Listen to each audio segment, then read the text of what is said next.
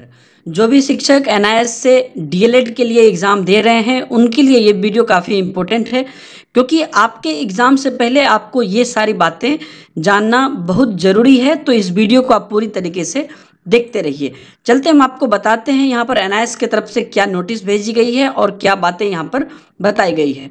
दोस्तों, जैसा कि आप जानते हैं एनआईएस की तरफ से एक एसओपी भेजा गया है और पिछले कुछ वीडियो में उस एसओपी से महत्वपूर्ण बातें हमने आपको बताई भी है। तो आज यहाँ पर कुछ और महत्वपूर्ण बात के साथ हम आपके बीच यहाँ पर उपस्थित हैं। तो मेनली यहाँ पर आज जो हम लोग बात करेंगे वो आपके एग्ज़ाम हॉल में क्वेश्चन पेपर्स की और वहाँ तक की डिलीवरी की, और किस प्रकार से आपको एग्ज़ाम हॉल में क्या क्या चीज़ें ध्यान रखनी है, और ख़ास करके क्वेश्चन पेपर से रिलेटेड बातें हम यहाँ पर करेंगे। तो चलिए दोस्तों, यहाँ पर जो है सबसे पहला हम देख लें यहाँ पर कि in NIS examination the question paper are separate from the answer book. तो आपका जो क्वेश्चन पेपर होगा वो आंसर बुक से अलग होगा, मतलब दोनों अलग अलग आपका आएगा, आंसर बुक अलग आएगा, क्वेश्चन पेपर अलग आएगा। The learner are issued question papers and answer book at the beginning on each day of the examination. तो आपको क्वेश्चन पेपर और आंसर बुक दोनों आपको एग्जाम से पहले दिया जाएगा। After the examination is over learner are allowed to carry the question paper with them. तो आप जब आपका एग्जाम कंप्लीट हो जाता है तो क्वेश्चन पेपर आप अपने साथ ले जा सकते हैं। For proper custody of the question paper and their safe handling following instruction should be noted and compiled with the by the centre superintendent and the invigilators. तो इस क्वेश्चन को किस प्रकार से यहाँ पर कस्टडी करना है उससे पहले जब तक आपके पास पहुँचता है, और उसके बाद एग्जामिनेशन हॉल में किन किन बातों का यहाँ पर ध्यान रखना है वो चीज़ें जानना यहाँ पर जरूरी है। सबसे पहले यहाँ पर देख लेते हैं कि receiving of the question paper at the district magistrate. तो यहाँ पर मैं आपको संक्षेप में बता देता हूँ, क्योंकि ये एनआईएस के जो होंगे लोग वहाँ पर उनके लिए है। तो यहाँ पर क्या है कि मेनली जो क्वेश्चन पेपर होगा वो स्टेट से डिस्ट्रिक्ट में भेजा जाएगा, जो कि डीएम ऑफिस में या उनसे रिलेटेड जो लोग होंगे उनके लिए यहाँ पर रखा जाएगा। और उसमें एक मेन पॉइंट यहाँ पर है कि checking and arranging the question papers centre superintendent should take action in the regard as specified in paragraph 10 और 215 for booklet under instruction of storage and handling of question papers. तो आप तक question paper पहुंचने से पहले उसे किस प्रकार से अच्छे से हैंडल किया जाए उसके बारे में यहाँ पर लिखा हुआ है। Delivery of the question paper from the office of the DM और डीसी। तो the district magistrate, district collector, commissioner officer will arrange to deliver the appropriate question paper packet at the examination center on the same day before the commencement of the examination। तो जिस दिन आपका exam होगा उसी दिन आपके जिले के डिस्ट्रिक्ट ऑफिस से, डीएम ऑफिस से वो क्वेश्चन आपके सेंटर पर आएगा। The centre superintendent will coordinate and follow up with the district magistrate concerned well in advance to ensure the delivery of question paper before the commencement of the examination of the particular date। तो जो आपके centre superintendent होंगे वो DM office से contact में रहेंगे कि किस प्रकार से टाइम से पहले वो क्वेश्चन वहाँ पर सेम डे में पहुँच जाए। आगे है कि the subject, course and date of the examination must be checked before taking delivery. तो जब क्वेश्चन पेपर डिलीवर होता है तो वो लोग वहाँ पर ये जरूर चेक करेंगे कि ये सब्जेक्ट जो है वो आज का ही है, और उसके बाद जो है डेट ऑफ एग्जामिनेशन भी उसमें आज का मेंशन किया हुआ है। अब यहाँ पर एग्जामिनेशन सेंटर की मेन बात है जो कि आपके लिए इंपॉर्टेंट है। Handling of the question paper in the examination centre. The question paper booklet should be open 15 minute before the start of the examination and signature of 2 invigilators should be obtain at the time of opening of the question paper packet recording the exact time of opening.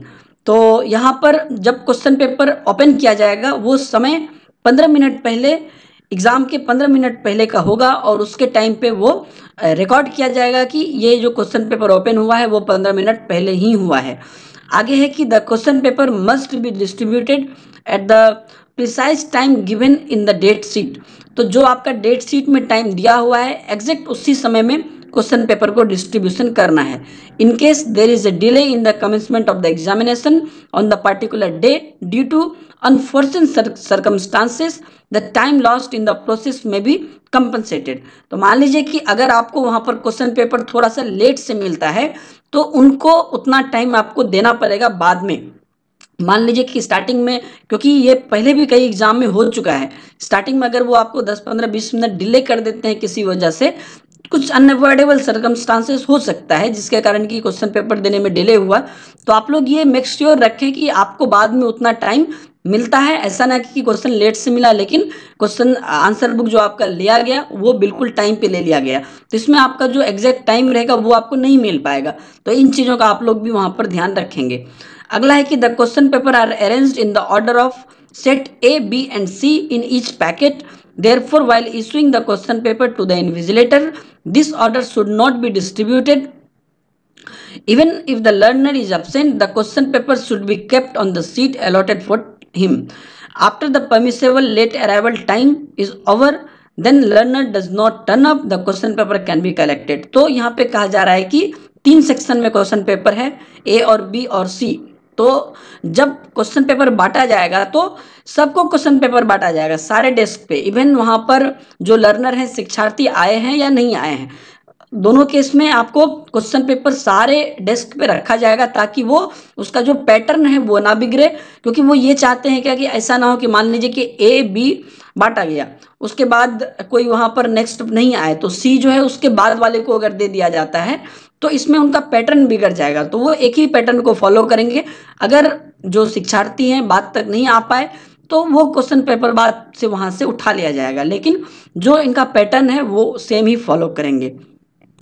अगला point यहाँ पर है कि three set of question paper are being used in all the main subjects of DLED examination. Hence, sitting arrangement may be made in such a way that two students sitting side by side do not get the same set of question paper.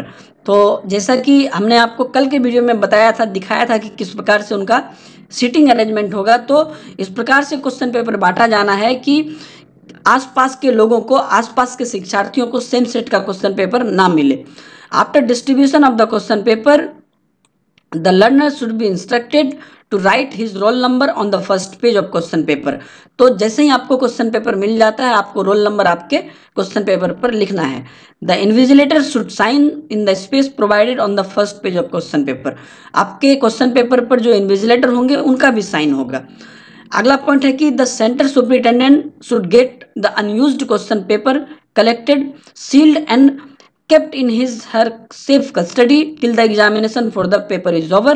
The balance of question paper can be verified by the terms of observes, OSD or flying squad members or any other person deputed by the NIS at any time during the course of paper. तो ये कहा जा रहा है कि जो question paper बच जाता है वो question paper, unused question paper को वो अपने कस्टडी में रखेंगे जो सेंटर सुपरिटेंडेंट होंगे, क्योंकि उनका वेरिफिकेशन कभी भी जो यहाँ पर वहाँ मेंबर आएंगे जो ऑब्जर्व करेंगे वो वहाँ पर कभी भी चेक कर सकते हैं, देख सकते हैं, ताकि वो इनका मेन इंटेंशन ये है कि क्वेश्चन पेपर इधर से उधर ना हो।